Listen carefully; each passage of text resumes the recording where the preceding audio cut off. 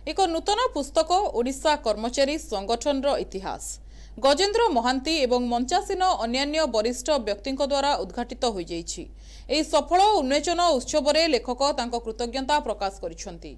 एही पुस्तकटी ओडिशा रे कर्मचारी संगठन इतिहास उपरे प्रथम प्रयास। एथिरे उल्लेख करा जाइछि जे एपरि एक गुरुत्वपूर्ण कार्य संपादित होइतिबा सत्वे लेखक एवं अनेक पेंशनभोगी भविष्यत को नहीं एबे भी चिंतित। पेंशनभोगी माने सरकार को नीति को नहीं भीत और असंतुष्ट। सारा भारत में पेंशनभोगी उपरे सरकार कार्यानुष्ठान आरंभ हो जाइछि बोली सेमाने अभियोग करिसेंति। कार्यकारी अध्यक्ष ओडिशा राज्य अवसरप्राप्त कर्मचारी महासंघ आज आम राज्यर तीनोटी कर्मचारी संगठन पक्षर आज ओडिशा कर्मचारी आंदोलन एक इतिहास आम प्रकाश करुँ।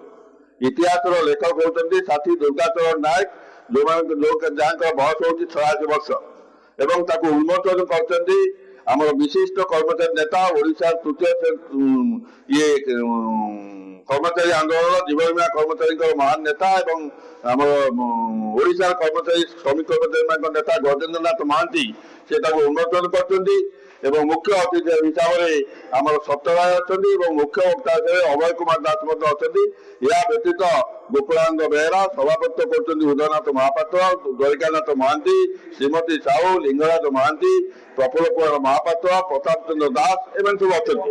आम आशा करूँ जे ओडिशा कर्मचारी जो मैंने चाकरी अच्छा जो मैंने अवसर नहीं कौ पर्याय ओडिशा कर्मचारी आंदोलन आज 60 वर्ष 70 वर्ष पर पहुंची।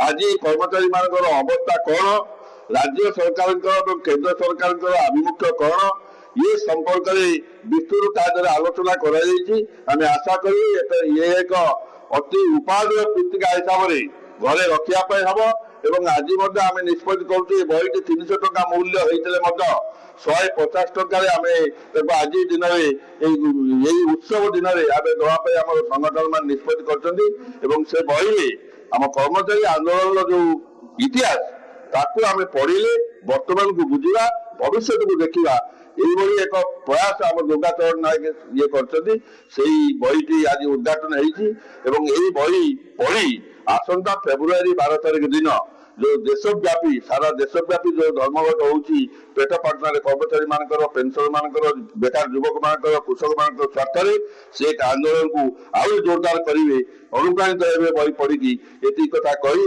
एवं समस्त आम जो सारा राज्य जो आदूर कोरापुट आरंभ कर ब्रह्मपुर जाजपुर मयूरभंज बालेश्वर और कटक विभिन्न अंचल आसता कर्मचारी भाई बहन मान संगठन पक्षर ये कमिटी पक्षर अशेष धन्यवाद कृतज्ञता जन और वक्तव्य। एही आईन प्रभाव रे पेंशन भोगी मानकु अष्टम वेतन कमिशन परिसर रु बाद दिया जाइछि। सरकार को मतरे विभिन्न समय रे अवसर नैथिबा पेंशन भोगी मानक मध्यरे तफात रहिबा स्वाभाविक। यह सरकार को अधिकार और आईनगत सिद्धांत। यदि सरकार को एही जुक्ति ग्रहण करा जाए तेबे वैलिडेशन एक्ट 2025 रो पेंशन भोगी को आर्थिक स्थिति उपरे की प्रभाव पड़िबो ताहा एक बड़ प्रश्न सृष्टि करुछि। कटकरू मंटू साहू को रिपोर्ट एनटीवी।